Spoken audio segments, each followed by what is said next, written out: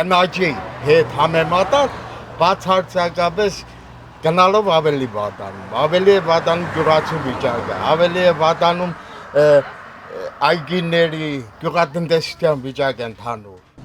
Բացարձակապես չկա մեկը, այսինքն նախարարություն չկա, ինքնիսիկա խոսում է դրա մասին, նախարարություն եթե չկա,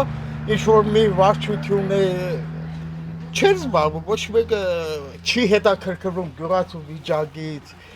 թե ինչ վիճակ է գյուղացու հետ, իրացման հետ նամանավան։ Չեն էլ գալիս կոներ, արհամարում են նույնիսկ կան տեսնել, խոսել մարդու հետ, գյուղացու հետ հասկանանք, մեքենաների 60%-ը ռուսական համարներով մեքենաներ են։ Հիմա